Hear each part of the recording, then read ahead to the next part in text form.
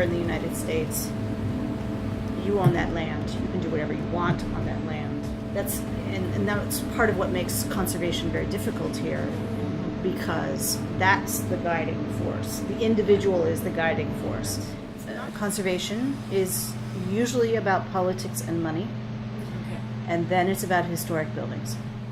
So if you cannot make the building work from a financial perspective,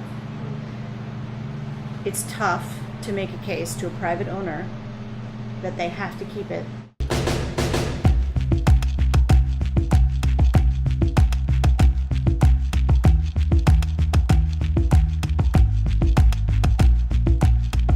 In the United States, all preservation is local. You can have a National Register nomination, but if you're not locally designated, you're not as protected as you might think. For us in the city of Detroit, protecting a building from demolition, if it is not designated, is impossible. Even when something is in a historic district, it's still sometimes a battle. For us, having a building locally designated is our greatest defense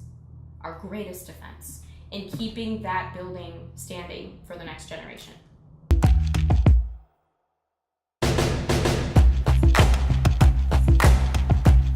Los Angeles has been known since its very beginning as a place that you come to reinvent yourself. It's full of people who come from somewhere else. And so they come here and they know the neighborhood that they're in. But they don't, it's so big, right? You don't know anything about anything. And so I think that that's one thing, is it's full of people who are from somewhere else, who may not have the same sense of heritage that someone who's been here their whole life is. I think people don't think about looking back, they think about looking forward.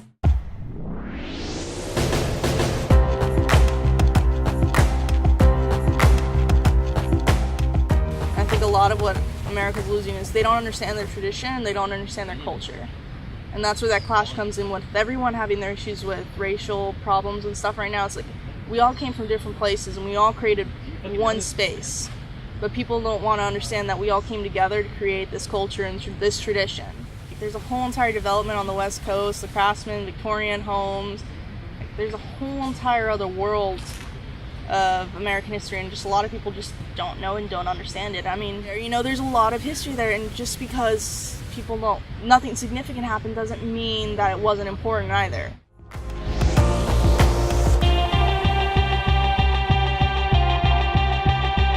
Right now for us, our threshold is usually about the 50-year mark. So when things are 50 years old, that's traditionally the threshold that the National Trust for Historic Preservation uses for something to be listed on the National Register for Historic Places. There was a time when preservationists hated Victorian architecture. Yeah, true. Remember that? This was, ugh, let's get rid of it. It's old, it's ugly, it's holding us back. And now, we relish neighborhoods filled with these homes. I think that is cyclical. I think you're always going to see it.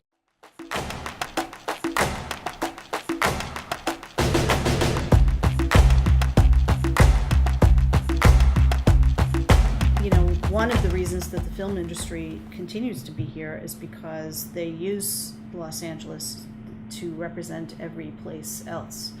So when I watch TV or go to a movie, I see, it's supposed to be in New York or Paris or, Beijing or wherever it is, and I know that that's actually downtown LA or that's, Orange County or whatever. And television in particular uses the city as their set. Matt Weiner, who is the creator and producer of the show, got really involved with the Los Angeles Conservancy and actually came to support a couple of the events and things that they were doing, and said as much in his, when he would get up to speak, he would say, "Thank God for your work, because my show would not have been possible without these things that you have saved."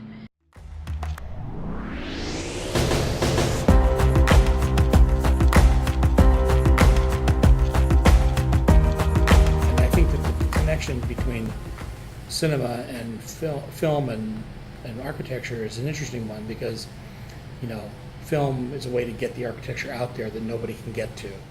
But that's no small task. I mean, how many people get to go experience architecture outside of the movies?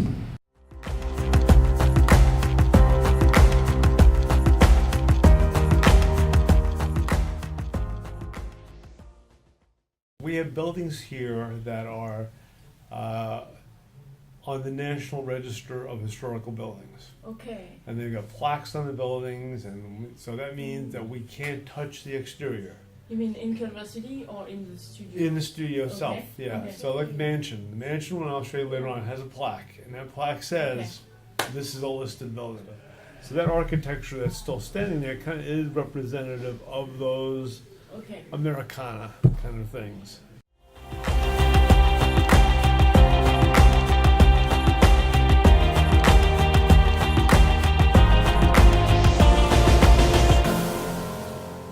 Car, everybody wanted two cars and the two-car garage, and being able to drive, having the freedom to be able to drive any place you want and not have to rely on mass transit.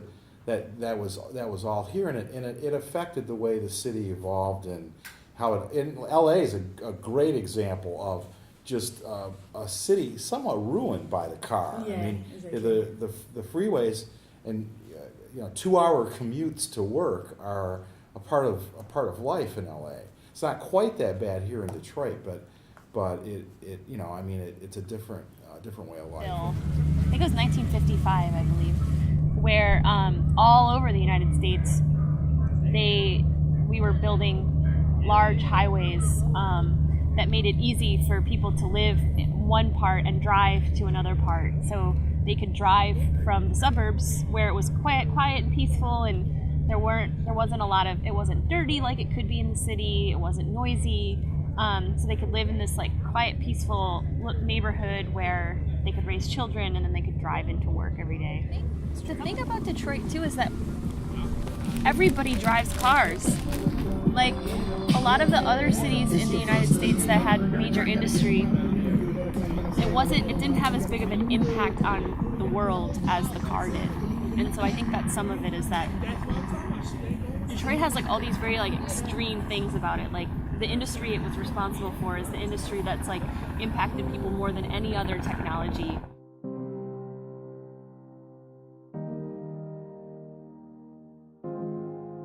We don't do preservation 98% of the time, just that not every old building is historic, and we don't apply the same rules if it's not, because then that makes, if every old building were historic, then the whole city would be under a glass.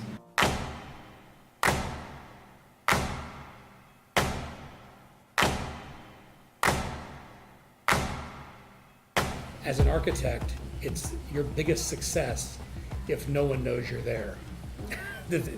That's weird, but it's true, and I think that's true for some buildings. Like at the Griffith Observatory, you can't tell we were there unless you know that Brenda had to fight tooth and nail to get those lights on that building. And then when you drive down the 10 freeway at night and you see the building lit up, you think, that's great. The idea is that there's a really healthy respect for the past.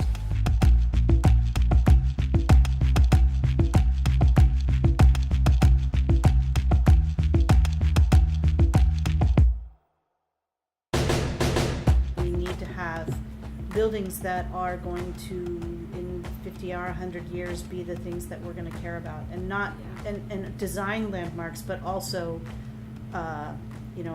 these places are containers of culture, right? Mm-hmm. Some sites are significant. They couldn't be plainer. They couldn't be less interesting architecturally, but they're important because a thing happened there, or a particular moment in time.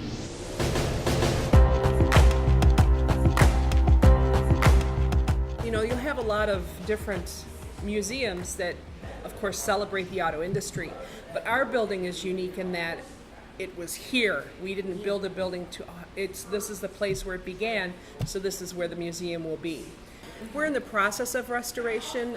The plan is not to make it the way it was when it was new, because we feel that there is a certain charm to the way it looks now. It may not be beautiful as far as, you know, paint and everything is, but it shows you really what it was like when Ford was here. It made a statement about a time. It made a statement about a culture, and it made a demographic and sociological statement. It's unique. But what do you do with it? About walking that line between preservation, true preservation, and having a building that is going to have a next chapter. How can this building still have a role in this community? It's not going to be the same way. How can you be flexible with these structures so that they can have a new life?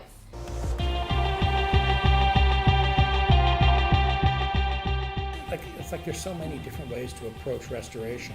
I think all of it's really good because it inserts new life into stuff that already exists. To continue to tear down and to remake, only to be torn down again, is kind of a fool's errand, you know.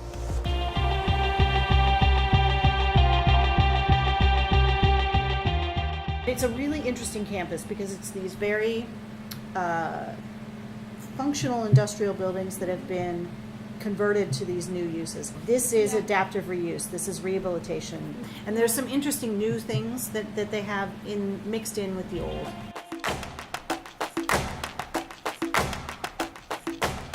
It is sometimes difficult as a preservationist to make the argument for something that isn't sexy.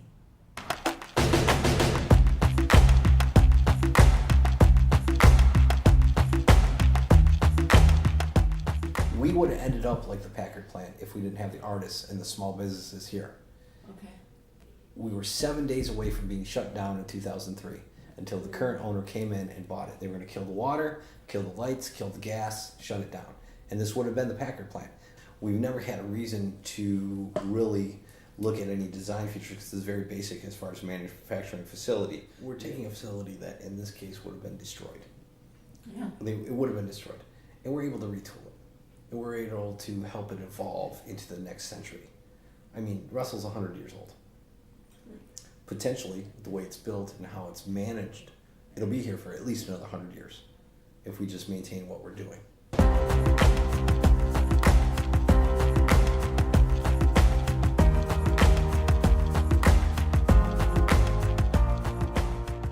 Michigan building, all we wanted to do with the garage is keep it.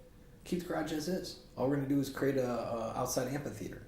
Mm-hmm. So that's the most cost-effective way to get that operational for people to come in and appreciate it.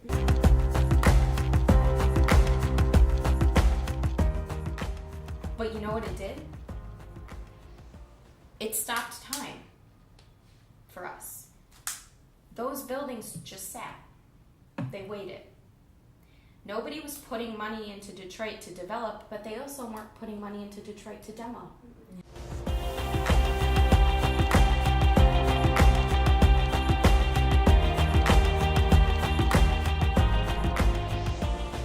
And I'm always interested, what do you think is blight?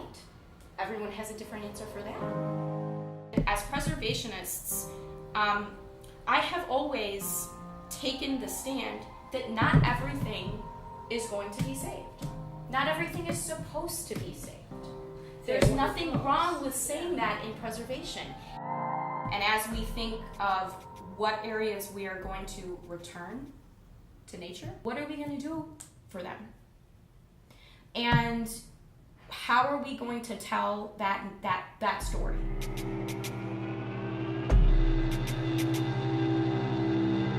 Most of the houses in Detroit that are being taken down are demolished rather than being deconstructed.